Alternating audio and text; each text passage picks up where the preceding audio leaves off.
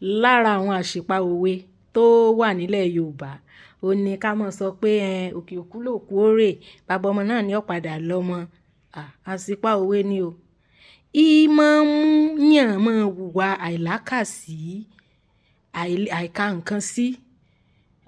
Ẹni tí wọ́n ní excuse pé wọ́n deny ẹ̀ ní access sọmọ tó bá deny ẹ̀ ní access sọmọ tó fokó ẹbí fúnra ẹ̀ ìgbésẹ̀ kí ló gbé sọ fẹ́ni oníwèé sọ lọ ilé ẹjọ́ sọ lọ dàbẹ̀rú sọ ra pọpọ́ọ̀fù lọ fọ́mọ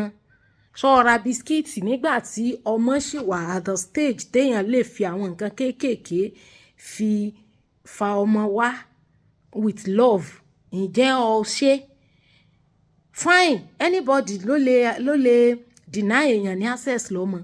anybody ló dẹ̀ lè ní excuse yẹn torí kìí ṣe gbogbo ọkùnrin tó ní excuse pé wọ́n deny òun ní access kìí ṣe gbogbo wọn ló jẹ́ òótọ́ bẹ́ẹ̀ jẹ́ assume pé òótọ́ ni wọ́n deny ẹ̀ ní access ǹjẹ́ ìwọ gbé gbèsè kí ló dé tí ilé ẹjọ́ fi wà kí lè ta fi mọ́ ní agbẹjọ́rò kí lè ta fi ní òfin sódà ẹni tí ò bá fẹ́ gbà lẹ́rọ̀ ńgbà tẹ́ bá fọwọ́ òfin sí yóò gbà bẹ́ẹ̀ ni tó deny èèyàn ní access lọ́mọ téèyàn bí ìwọ náà wá jẹ́ ìbẹ́tẹ̀ ọ wá gbà fún how do you prove to the world pé nǹkan tó ń sọ òótọ́ ni imagine nǹkan tó jẹ́ right èèyàn kéèyàn kan fẹ́ gbà lọ kó dẹ̀ ṣákìtìyàn pariwo ẹ̀ síta lọ bẹ̀ kọ́ lọ kọ́ sí commotion kó o da gbogbo ẹ̀rú kí gbogbo èèyàn bọ́ síta pé ìwọ náà jó rọ́mọ rẹ̀ ṣe bóun ló bí ara wọn tí wọ́n dá sí there is no record of that kò sígbà tó ra pancake àbí èwo náà ọmọdé máa ń jẹ tí wọ́n dàbí tí máa ń rá lẹ́nu cheese ball tó ra fọ́mọ kò sí yẹn bẹ́ẹ̀ ọ̀ra pẹ́ńsù ọ̀ra rúlà lọ ọkàn wá jókòó kalẹ̀ pé ọmọ ò tọ́ bàbá rẹ̀ wá èsì wọn mi jẹ́ bẹ́ẹ̀ láyé kí a wà o ọlọ́run gbọ́ torí agbọ́mọjó lọ mọ́ padà mojú it is natural bí mi wà yẹni tèmi rẹ̀ kí jọ ń sọ̀rọ̀ tẹ́lẹ̀ àkíjọ ń gist àkíjọ ń rap kò kàn lè déédéé jump on me kó sì dọ̀rẹ́ mi àfi tá a bá máa deceive ẹni yẹn àfi tá a bá máa tanra wa jẹ because kò sí affinity kò sí bond intimacy yẹn ò sí you can't manufacture it ó máa ń take time láti grow ni àti ẹ̀dúpẹ́ pé ẹ̀rọjọ́ pé ìyá oníyà ó gbọ́ ọkọ lọ́kọ àti ẹ̀rọjọ́ pé àdúpẹ́ pé ti ẹ̀fẹ̀sùn burúkú kàn wọ́n níjọ́ aláyé ti dáyé tóbìnrin ò bá fọkùnrin kan mọ́ tó lọ sórí rainbow míì oríṣiríṣi ó kọ náà pé oko tí òdo gan wọn á lódò ibi tí òde wọn á ló débẹ̀ gbogbo yẹn ò kàn wá we are less concerned àti mọ̀ kí náà lẹ̀ bá wí náà tẹ́lẹ̀tẹ́lẹ̀ kí lẹ̀ bá sọ ṣé ẹ mọ̀ ẹni tí Ọlọ́run bá kọjú sí ṣe lóore Ọlọ́run nìkan ló lè ṣàlàyé ẹ̀ ẹni téèyàn kọ ọmọ sí lọ́wọ́ tọ́lọ́run wá fún ní ọmọ yẹn tọ́tọ́mọ yẹn sóríire àfi ẹni tí kì í bá aṣọ olóríire ní ó rí olóríire tínú rí ò ní dùn Ọlọ́run ni àìmọye ẹni tó gbọ́ ọmọ lọ bẹ́ẹ̀ yẹn tí ò padà rí doromọ́ kankan lára ọmọ yẹn ibi tó tún lọ fọ́kọ sí kò tún rí ayọ̀ ńbẹ̀ ó tún kúrò lọ bòmíì bẹ̀t ẹni tó gbọ́mọ tó rì máa rì tí Ọlọ́run fún lọ́mọ yẹn tọ́ tí Ọlọ́run fún ní ọkọ alálùbáríkà orí ọ̀fẹ́ nìyá yẹn rí gbà kì í ṣe gbogbo single mother míì ó tiẹ̀ ti rọ́kùnrin fẹ́ ẹ náà kì í ṣe pé òun gbọ́mọ bọ̀ nú ilé rẹ o ó gbọ́ àbí gbọ́mọ ẹ̀ sí pé ó tiẹ̀ mọ̀ pé ó ti bímọ tẹ́lẹ̀ ó wáá fẹ́ kó o tó réyàn tí ó fẹ́ ń kọ́ ọ̀rìn dáadáa sisi gan tí ò má rí tí ò mọ virgin gan láyé tá a wà yìí gan nísìn àdúrà lèèyàn ń kún fún à ń bọ̀ sí ẹni tó jẹ́ pé orí ọ̀fẹ́ ni so ẹ má máa tanra yín téèyàn bá fi ìpọ́rọ̀ máa já síbì kan tó bá já síbòmíì fúnyàn yẹn thank God for him or her if you cannot thank God keep your mouth shut if you cannot cope with the heat then leave the kitchen lè máa black paint ẹni ẹlẹ́ni tí Ọlọ́run mọ̀ kọjú sí ṣe lóore and moreover tó bá jẹ́ pọ́rọ̀ tó ṣẹlẹ̀ yóò ṣẹlẹ̀ ní gbogbo àwọn tí wọ́n ń fi ẹnu òdì sọ̀rọ̀ sí àwọn tó ń fẹ́ single mother wọ́n bá rọ́rọ̀ sọ pé ọmọ ọlọ́mọ ni wọ́n ń tọ́jú kinní kan ni wọ́n ń ṣe arìndìn ni wọ́n kò sí tó jẹ́ bẹ́ẹ̀ kò sí ẹni téèyàn ò mọ̀ rí gan èèyàn ń ṣe lóore bí ti rí nù bí a bá ní a pè bí ti rí wá bí ti rí nìyẹn ló dífá fún wọ tó fẹ́ ọkọ tó dẹ̀ mọ̀ pé ọkọ tó fẹ́ yẹn ó ti bímọ rí jẹ́ kó tọ́jú ọmọ tó bí. Má restrict ẹ̀ because àwa obìnrin owú kíkorò owú jíjẹ ti pọ̀ jù. Ẹlòmíà tún máa bá ọmọ tọ́kọ ẹ̀ ti bí tẹ́lẹ̀ yẹn kó tó fẹ́ ọkọ yẹn á tún máa bọ́ ọmọ yẹn ṣorogún á tún máa bọ́ ọmọ yẹn á máa bá jowú. Tó bá dẹ̀ mọ̀ pé ọkùnrin ní ẹ́ o ti bímọ rí kó tó fẹ́yàwó ẹ̀ you are a single father tàbí after tó fẹ́yàwó yẹn tán by reason of any logistic ó lọ́mọ míì síbòmíì tọ́jú ọmọ míì tó ní síbòmíì yẹn. Bẹ́ẹ̀ ni mo sọ fún ẹ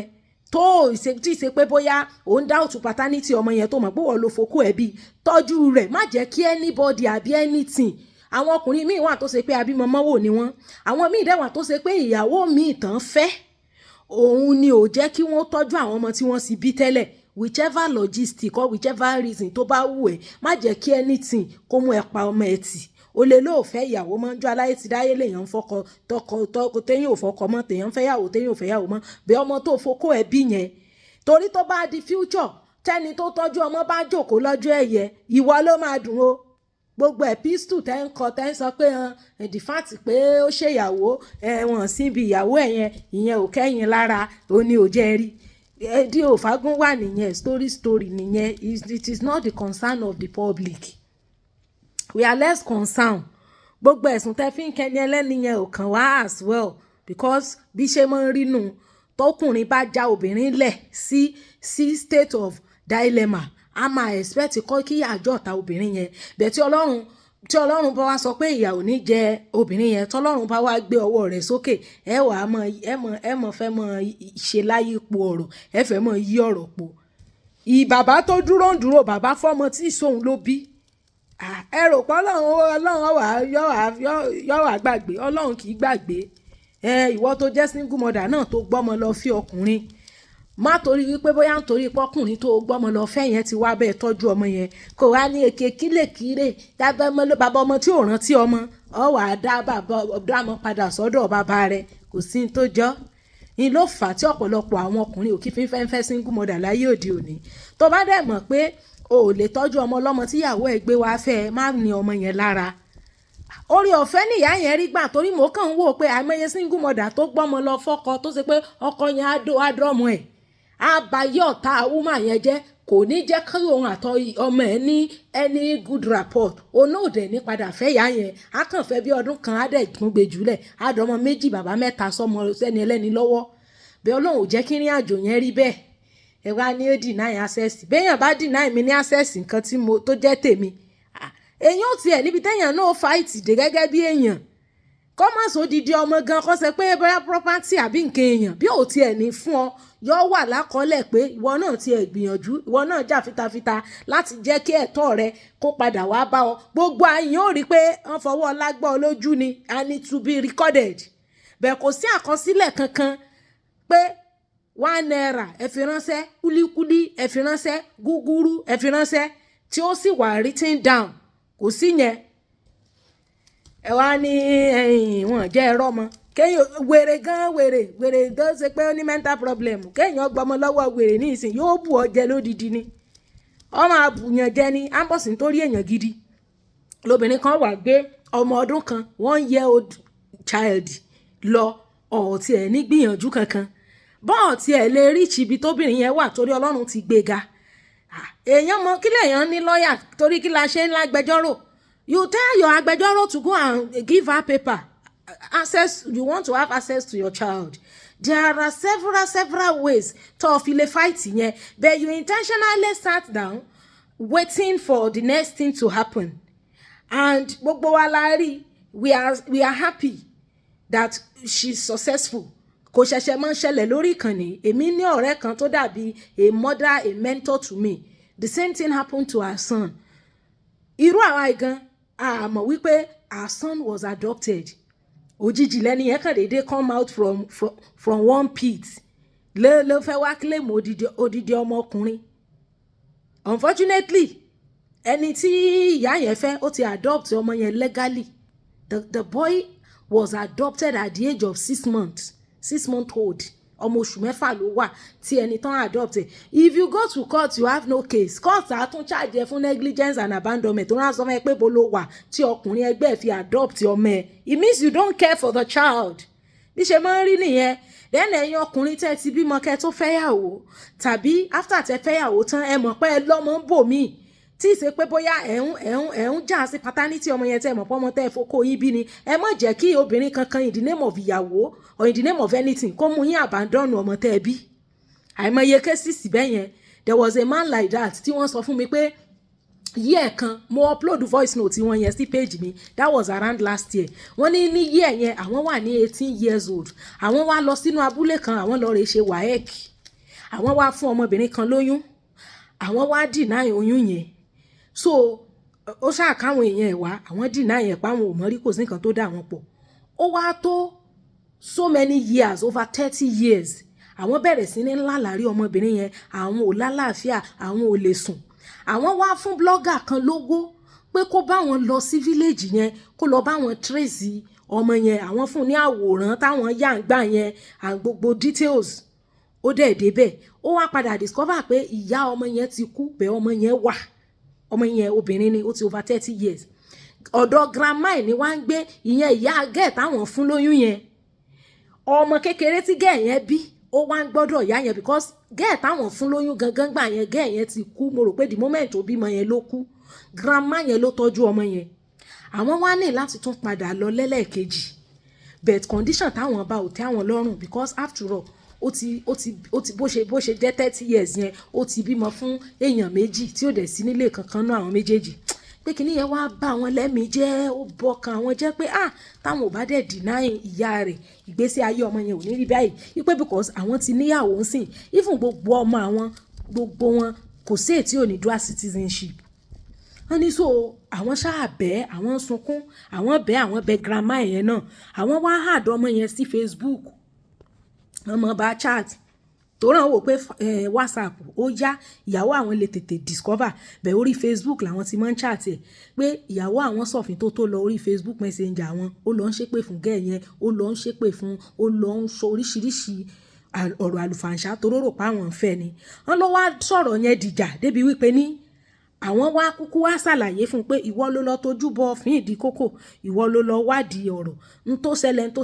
ṣẹlẹ̀ gan rè. Ọmọ yìí àwọn ò fẹ́, ọmọ táwọn fokó àwọn bí ni, bẹ́ẹ̀ ìyá ẹ̀ ti kú. Ló bá sunkún, ó sọ fún òun pé ó bímọ. Ṣọ́ọ̀ náà mọ̀ pé òun bímọ ni, òun ò mọ̀ pé òun bímọ, òun ò tiẹ̀ mọ̀ pé òun ti feel pé nígbà tóun ti deny yẹn pé bóyá ó ti lọ wá nǹkan ṣe sóyún yẹn, pé bẹ́ẹ̀ these days òun ò sùn, òun dẹ̀ ń lálàárí gẹ́ yẹn, òun dẹ̀ ń lálàárí ra òun lábúlé yẹn, òun lálàá 30 years ago, òun ríra òun nínú classroom abúlé tóun ti lọ ṣe WAEC yẹn lòun ṣe wá lọ, òun dẹ̀ wá padà rí báyìí. Wọ́n níyàwó àwọn bá ní lẹ́yìn òun ta làwọn tún ti sọ̀tàn yẹn fún. Wọ́n láwọn ò tí sọ fẹ́ni kankan. Wọ́n ní ló bá ní káwọn mọ́ sọ fẹ́ni kankan mọ́, káwọn ó pay gẹ́ yẹn off, káwọn block ẹ̀, káwọn mọ́ bá sọ̀rọ̀ mọ́. Wọ́n náà ní aláìdániwọ̀ ọmọbìnrin. Kí ló dé tó ṣe pé ẹ̀yin obìnrin èmi nìkan selfishness ìní ó kún ìgbésí ayé yín. Àwọn táwọn bímọ ó bá àwọn lọ́kàn jẹ́ pé àkọ́bí àwọn ever in life ayé ẹ̀ rí bẹ́yẹn. Ìyá rẹ̀ tó bá máa rò lẹ́mìí pé ó jẹ́ orogún rẹ̀ ó ti kú. Tó bá jẹ́ pé ìyá ẹ̀ wà láyé, àwọn ò lè ní anything to do with her again because condition tó máa wà gan ó lè máa appeal sáwọn mọ́. Ìyẹn ló tiẹ̀ lè máa bẹ̀rù pé bóyá nǹkan kan tún lè dà wọ́n àti ìyá ẹ̀ pọ̀, of which the ìyá is dead already. Ọmọ tó tún wá wà nírú condition yẹn tó ti bímọ mẹ́ta bàbá méjì, àbúrò méjì bàbá méjì, kò sí nílé ọkọ kankan, kò níṣẹ́ kò lábọ̀, ó ń ba ọkàn àwọn jẹ́ pé àwọn gan ò forgive ara àwọn pé àwọn máa treat ìyá ẹ̀ bẹ́ẹ̀ yẹn. Kò sí nǹkan tó wá ó wà less concern, ó wá tún ní káwọn ó pay ẹ̀ off. Ń bo labúlé wọn láwọn ní kó lè lọ bẹ̀, kó lè lọ assassinate ẹ̀, kó lè lọ yìnbọn pa ń bẹ̀,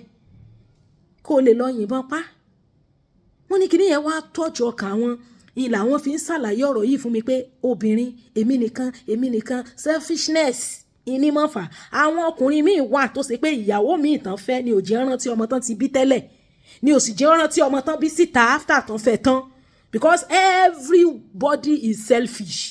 Àwọn kì í rántí ọ̀la, àwọn kì í ro ọ̀la. Ẹ wo àwọn ọmọ kéékèèké tálàjí Oríyọmí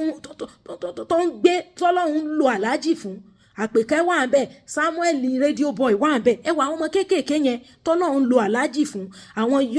young talented children, àwọn young stars See how God is using Alhaji to elevate those children, to make their voices to be heard. Tá mọ ẹni tí ó ṣoríire nínú ọmọ rédíò boy yẹn ṣe bọ́jọ́ tí ó ń ṣe tó ń kàròyìn pé ẹnìkan ó pa lórí o ẹ̀wọ̀n ọwọ́ kìnní kan ti tẹ̀ o ṣe bóun àti bọ̀dẹ́ ẹ̀ náà jọ ń ṣeré. Ìgbà tí Success TV tí wọ́n interview wọn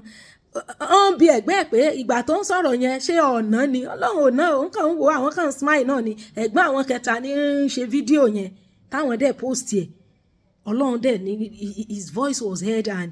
God favoured him. Èèyàn ọmọ at that age Alhaji tí wọ́n ti employ ẹ̀ wọ́n ti fún ní scholarship. Èèyàn ọmọ tí ó dáa jù nú ọmọ èèyàn ọmọ tí ó tọ́lọ́run ó lò láti gbórí gbogbo òdílé sókè. Gbogbo ọmọ náà ló dáa àmọ́ ntọ́lọ́run ó lò láti mú kí success kó yá yẹn you don't know. Ẹ wàá ta mọ́nù ńgbà tí sẹ́yìn lẹ́bi ọmọ tọkọ yín fokó ẹ̀bí tó ti mọ̀ pé ó ti bímọ kó tó fẹ́ ọkùnrin tí kò bá mọ tí ń ṣe ní ó jẹ́ kẹ́ni tí ń dí òun lọ́wọ́ láti mọ́ béèrè ọmọ tó ń bí. So ẹjọ́ nítorí Ọlọ́run kò sí àkósáyè fún bàbá tí ò tọ́jú ọmọ lẹ́ni wí ẹ̀ forget about story. Ẹ bá sọ pé ó ṣe gbá ó ṣàwo ó ṣe kòkò bàbá àsásùn it is not acceptable. Àwa ò worry ń tẹ̀rí ẹ wí nípa ìyá yẹn. She's a gospel artist and God has used her for so many people both spiritually and physically. So we are not interested in whatever stories tẹ́ fẹ́ sọ fún wa. Bẹ́ẹ̀ ni our daughter is successful and the daughter was taken care of by another father when the biological father was alive. Bó dẹ̀ ṣe máa rí fún gbogbo ọkùnrin abímọmọ wò nìyẹn. There is no excuse. Tó bá jẹ́ kúlíkúlí àti ẹ̀pà àbí èkùrọ́ àti gàrí lórí gbé lọ fọ́mọ ẹ̀ gbé lọ. Jẹ́ kó ọmọ yẹn kó wà ní memory ẹ̀ pé my daddy brought this by this one so time ń tán níná gbé wá. But no record of that. Orí Instagram ni bàbá ti introduce ara ẹ̀ sọ́mọ ẹ̀ pé I'm your father lórí Instagram. That was 2021 kọ́ ni àbí 2020 nígbà tọ́mọ yẹn pé 20 years ṣó yẹ kó rí bẹ́ẹ̀ ni. Bó ṣe jẹ́ nìyẹn o. It is well.